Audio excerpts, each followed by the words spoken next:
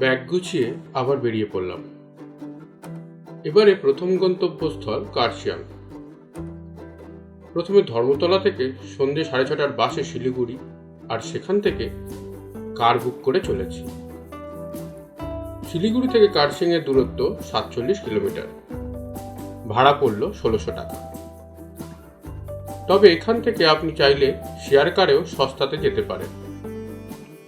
কিছু দূর চলার পরই দুই পাশে চোখে পড়ল চা বাগান। কার্শিয়াং সমুদ্রপৃষ্ঠ থেকে প্রায় 1458 মিটার উচ্চতায় অবস্থিত এবং এটি পশ্চিমবঙ্গের দার্জিলিং ডিস্ট্রিক্টের অন্তর্গত। দার্জিলিং থেকে কার্শিয়াংয়ের দূরত্ব মাত্র 30 কিলোমিটার। কার্শিয়াং, যাকে স্থানীয়রা বলেন খারসাং, লেপচা ভাষায়, যার অর্থ ল্যান্ড অফ হোয়াইট অর্কিডস। সিকিমের ছগিয়ালরা কার্শিয়াংকে ব্রিটিশদের কাছে হস্তান্তর করেন 1835 সালে। পরে 1880 সাল থেকেই এই হিল স্টেশনটি পর্যটকদের কাছে একটি আকর্ষণের জায়গা হয়ে ওঠে। ঘণ্টা দেড়েকের মধ্যেই পৌঁছে গেলাম কার্শিয়াং। এখানে আমরা থাকব WBTDCL এর কার্শিয়াং ট্যুরিস্ট লজে। কার্শিয়াং ট্যুরিস্ট লজ সম্বন্ধে সম্পূর্ণ একটি ভিডিও আমি আগেই আপলোড করেছি, লিঙ্ক ডেসক্রিপশন ও আই বাটনে দিলাম। হোটেলে লাঞ্চ শেষে বেরিয়ে পড়লাম পা হেঁটেই কাছাকাছি একটু ঘুরে নিতে। কাল করব গাড়িতে কার্শিয়াংয়ের সাইট সিইং। প্রথমেই পৌঁছে গেলাম ট্যুরিস্ট লজের ঠিক উল্টো দিকেই সেন্ট পল দ্য অ্যাপোস্টল চার্চে। এটি প্রতিষ্ঠিত হয় 1905 সালে। ভারতবর্ষ যখন ব্রিটিশ শাসনের অধীনে ছিল, সেই সময় ফ্রান্স ও কানাডা থেকে কিছু খ্রিস্টান মিশনারি এসে এখানে খ্রিস্টান ধর্মের প্রচলন করেন। তারপর 1904 সালের 19 মার্চ থেকে এই চার্চ তৈরির কাজ শুরু হয় এবং 15 জানুয়ারি 1905 সালে এটি শেষ হয়।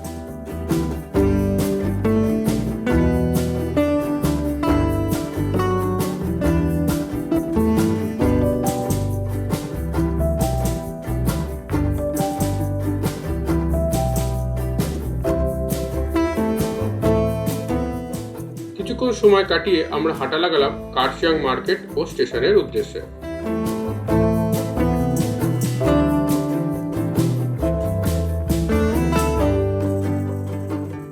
একটু পেট পুজো করে নিতে ঢুকে পড়লাম নির্মল বেকারি প্রাইভেট লিমিটেডে। বহু কেক, প্যাস্ট্রি আর ব্রেডের সমাহার এখানে।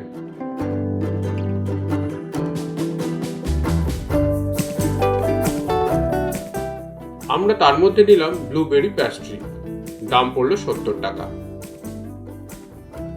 এবার পৌঁছে গেলাম কার্শিয়াং স্টেশনে। আপনারা চাইলে স্টেশনে গিয়ে টাইম টেবিল দেখে টয় ট্রেনে চড়ে নিতে পারেন। এখানে একটা গুরুত্বপূর্ণ কথা বলে রাখি, কার্শিয়াংয়ে কিন্তু রাত 8টার মধ্যেই সমস্ত দোকানপাট বন্ধ হয়ে যায়। এমনকি হোটেলেও আমাদের 8:30টার ভিতরে ডিনার করতে হয়েছিল। যাই হোক, ফিরে চললাম হোটেলের দিকে। কাল সকালে বেরাবো সাইট সিইং করতে।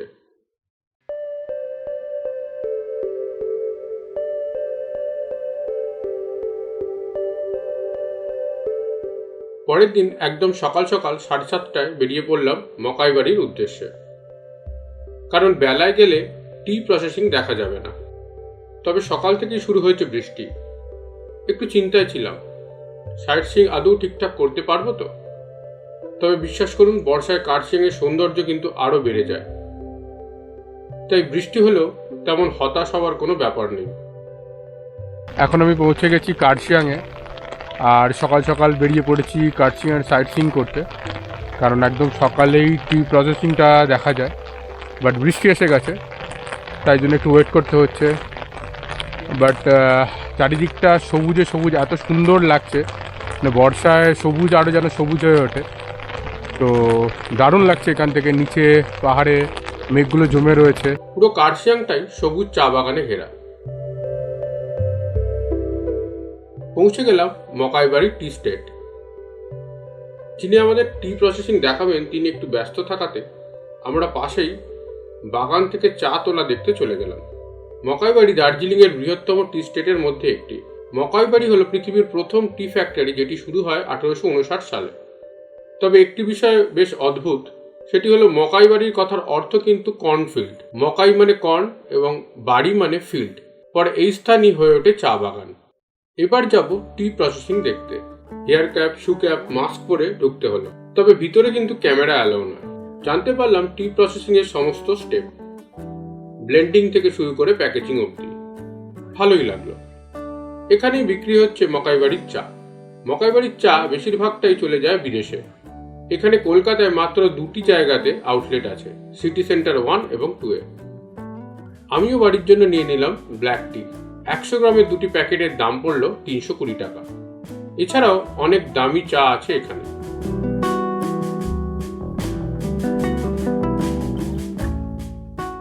এরপর পৌঁছে গেলাম পরবর্তী ডেস্টিনেশন ইগলস ক্রেগে। এই ভিউ পয়েন্টটির এন্ট্রি ফি 10 টাকা।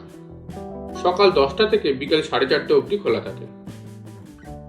এখান থেকে কার্শিয়াং এর আশেপাশের অঞ্চল এবং পরিষ্কার দিনে কাঞ্চনজঙ্ঘারও ভিউ পাওয়া যায়। আছে সুসজ্জিত বাগান ও একটি ওয়াচ টাওয়ার। কার্শিয়াং থেকে মাত্র 1.5 কিলোমিটার মতো দূরত্ব।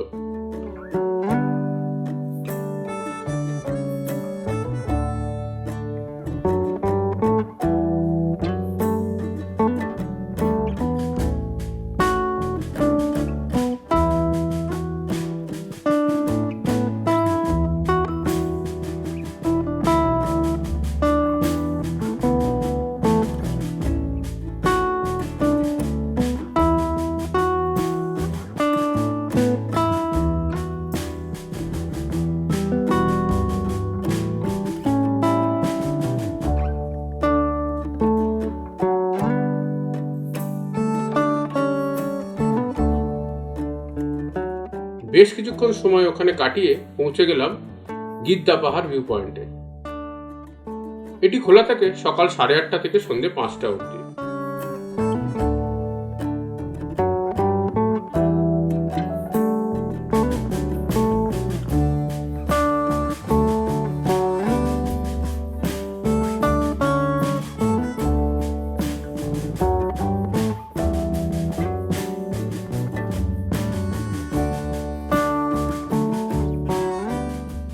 এরপর পৌঁছালাম এই ভিউ পয়েন্টের একদম কাছেই নেতাজি মিউজিয়ামে।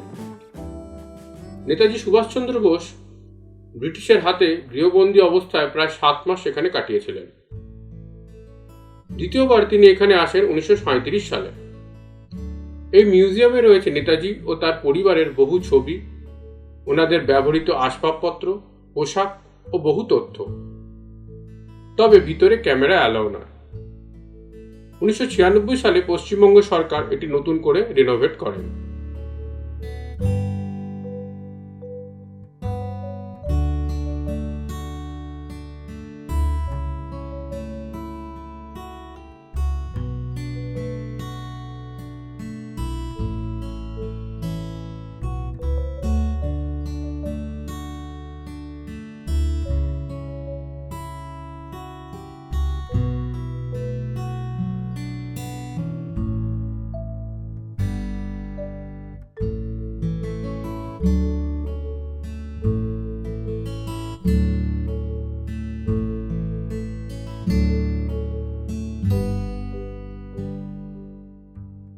নেতাজি মিউজিয়াম দেখে এবারে চললাম হনুমান টকের দিকে। হনুমান টকে যাওয়ার জিগজ্যাগ রাস্তাটি অতি সুন্দর। দুই দিকে চা বাগান আর নিচে দেখা যাচ্ছে পুরো কার্শিয়াং শহর।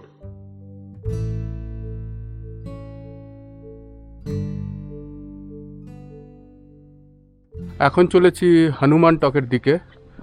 তো ড্রাইভার আমাদের একটু আগেই নামিয়ে দিল, বললো এখান থেকে আপনাদের হেঁটে যেতে দারুণ লাগবে। তো সত্যিই তাই, নিচে যে দৃশ্য অপূর্ব সুন্দর। চারিদিকে থোকা থোকা মেঘ জমে রয়েছে আর অনেক দূরে তিস্তা দেখা যাচ্ছে। যদিও ক্লাউডি একটু ফগি রয়েছে, তাই জন্যে পুরোপুরি ক্লিয়ার নয়, বাট ওপর থেকে তা তো অসাধারণ লাগছে, সুন্দর।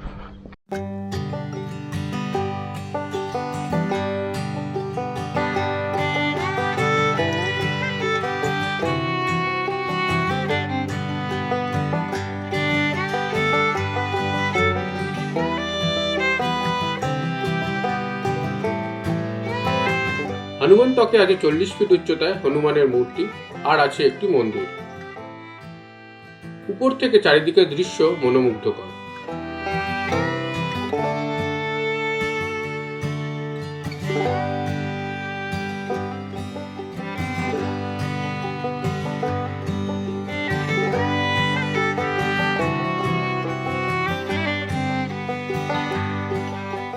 হনুমান টক দেখে এবার চললাম ডাউ হিল।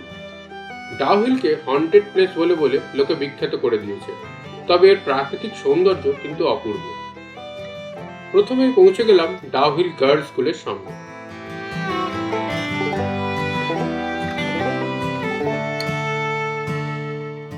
কার্শিয়াং থেকে এখন ডাউ হিলের দিকে যাচ্ছি।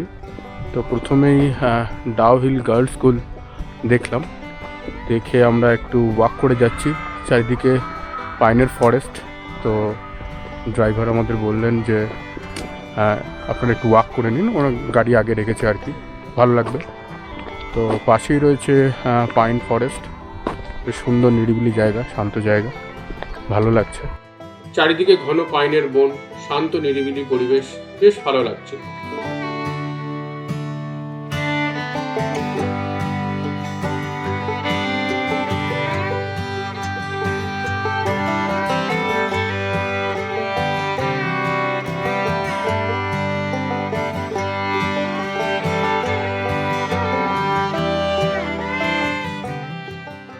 এরপর পৌঁছে গেলাম ডাউ হিল ভিক্টোরিয়া বয়েজ স্কুল, আর এখানেই রয়েছে সেই হন্টেড চার্চ।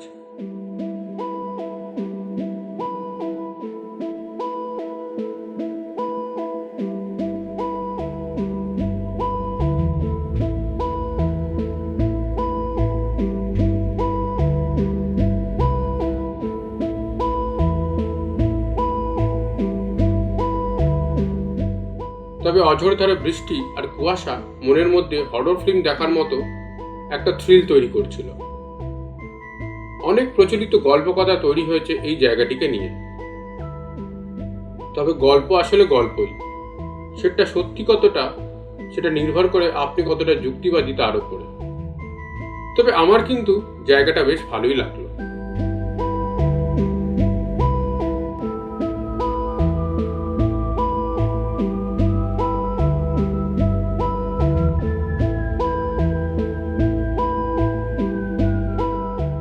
আমার পাশেই রয়েছে ডাউ হিলের হন্টেড চার্চ।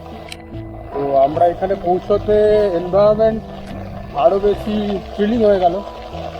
মেঘ, প্রচণ্ড বৃষ্টি, তো চারিদিক এখন সেই হিসেবে টুরিস্টও নেই, একদম ফাঁকা। তো অন্যরকম একটা থ্রিল আছে। তো আপনারা কার্শিয়াংয়ে এলে ডাউ হিলকে অবশ্যই আসবেন।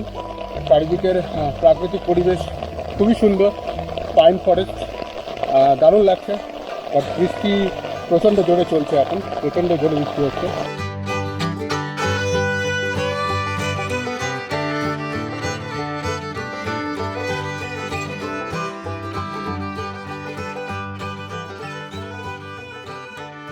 এরপর পৌঁছে গেলাম চিমনি ভিলেজে। কার্শিয়াং থেকে দূরত্ব 8 কিলোমিটার। ব্রিটিশ রাজত্বে 1839 সালে এখানে একটি ডাকবাংলো ওই চিমনিটি তৈরি করা হয়। ডাকবাংলোটি পরবর্তীকালে পুরোপুরি ধ্বংসপ্রাপ্ত হয়, শুধু থেকে যায় এই চিমনিটি। তার থেকে এই জায়গাটির নাম হয়েছে চিমনি ভিলেজ। এখন আমি দাঁড়িয়ে আছি চিমনি পার্কে, বাট প্রচণ্ড হাওয়া চালাচ্ছে, ঝড় উঠে গেছে, বৃষ্টি হচ্ছিল খুব জোরে। এখন একটু বৃষ্টিটা কমেছে, বাট এখানে মারাত্মক হাওয়া, ছাতা ফাতা সমস্ত জিনিস চলে যাচ্ছে, আরও যাচ্ছে, আমরা বুঝতেই পারছেন।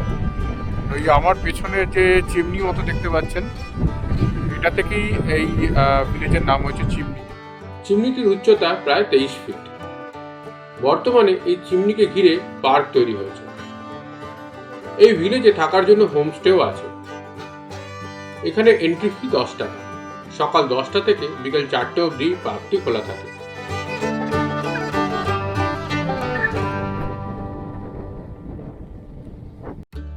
পার্কের আরেক দিকে আছে একটি ভিউ পয়েন্ট। বৃষ্টিকে সঙ্গী করে সেই দিকেই চললাম। তবে মেঘ, কুয়াশা, বৃষ্টি ছাড়া এখন আর কিছুই দেখতে পাওয়া গেল না। তার সাথে এখানে বইছে প্রচন্ড হাওয়া।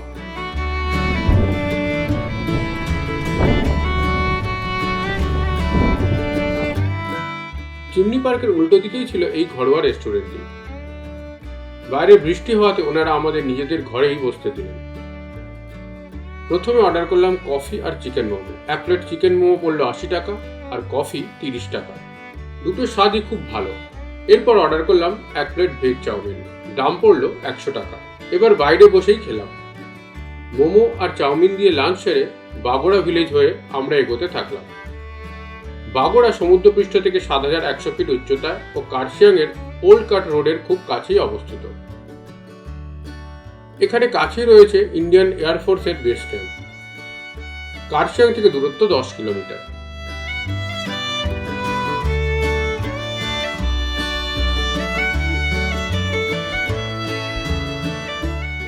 এরপর পৌঁছে গেলাম মার্গারেটস ডেকে।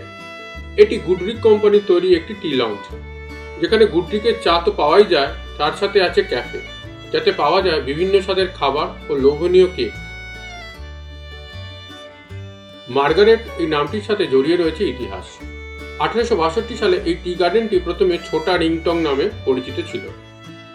টি গার্ডেনটি পরিচালনা করতেন মিস্টার ক্রুকশ্যাঙ্ক, আর ওনার মেয়েই ছিলেন মার্গারেট, যিনি এই জায়গাটির সৌন্দর্যে মুগ্ধ হয়ে এই স্থানের প্রেমে পড়ে যান। তবে তাকে কিছু কারণে তাড়াতাড়ি ইংল্যান্ডে ফিরে যেতে হয় এবং তিনি আবার এই জায়গায় ফিরে আসবেন এই প্রমিসও করেন, কিন্তু তার ফিরে আসার হয়নি। শারীরিক অসুস্থতায় ওনার মৃত্যু হয়। এরপর তার পিতা এই গার্ডেনের নাম দেন মার্গারেট শো, যা বর্তমানে মার্গারেটস ডেক হিসেবে সেই ইতিহাসের সাক্ষী বহন করছে। এটির আকৃতি অনেকটা জাহাজের মতো। আশেপাশের দৃশ্য অপূর্ব সুন্দর, আড্ডা দেওয়ার জন্য দারুণ জায়গা। তবে অপূর্ব সুন্দর এই জায়গাটিতে কিছুক্ষণ পরে এই জিনিসের সাক্ষী থাকে। স্নোস্টর্ম তো শুনেছি, এটা কি ক্লাউড স্টর্ম?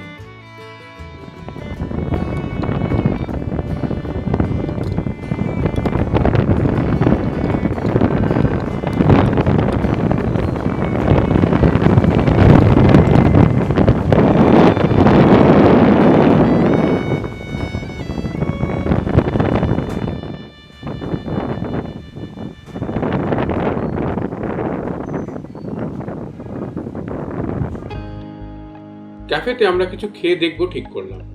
অর্ডার করলাম হাঙ্গেরিয়ান সসেজ, দাম পড়লো 171 টাকা, অ্যাপেল ওয়ালনাট কেক 67 টাকা, আর চকোলেট ব্রাউনি 67 টাকা। Hot oven baked cake and ব্রাউনির স্বাদ জাস্ট ফাটাফাটি। আপনারা এখানে এলে অবশ্যই ট্রাই করবেন। তবে এখানে চা বেশ এক্সপেন্সিভ, 560 টাকায় 1 টিপট, যাতে দুজনের 1 কাপ করে হয়ে যাবে। মার্গারেটস ডেক দেখে চললাম আজকের সাইট সিইং এর শেষ পয়েন্ট সেন্ট মেরি হিলে। সাইট সিইং এর গাড়ি ভাড়া পড়ল 2000 টাকা। Saint Mary Hill Kurseong station থেকে 4 কিলোমিটার দূরে অবস্থিত। সেন্ট মেরি হিলের প্রবেশপথের পাশেই আছে the eastern forest ranger college, যেটি তৈরি হয়েছিল 1889 সালে। শান্ত, নিস্তব্ধ, সুন্দর এই জায়গাটি আপনার মনকে শান্তি দেবে।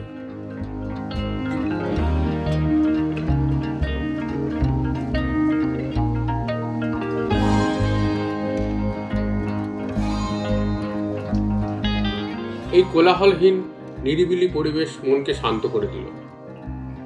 দিনের শেষে এই শান্তিটাই দরকার ছিল। মন ভালো হয়ে গেল।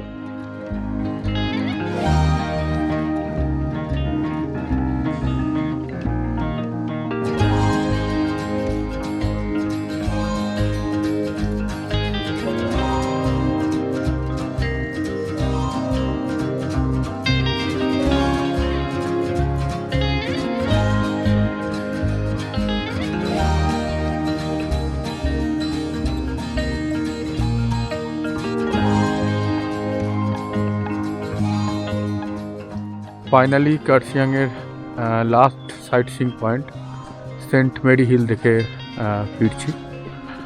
তো খুবই সুন্দর জায়গাটা, শান্ত নিরিবিলি, পাখির ডাক শোনা যাচ্ছে।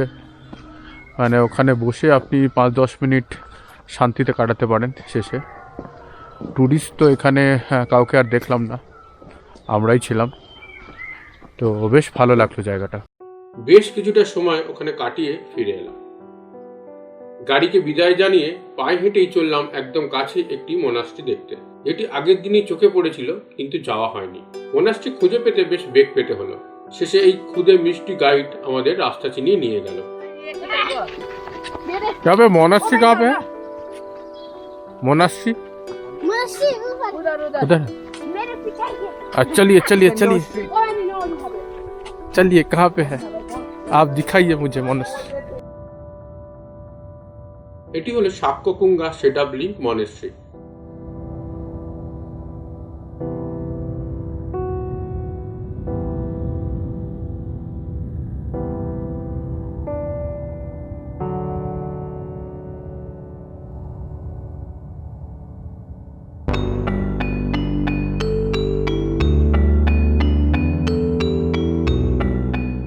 এই ভিডিও সম্বন্ধে আপনাদের কোনো প্রশ্ন থাকলে কমেন্ট বক্সে লিখে জানান। আর নতুন ভ্রমণের ভিডিও দেখতে আমার এই চ্যানেলটি সাবস্ক্রাইব করতে ভুলবেন না। ধন্যবাদ।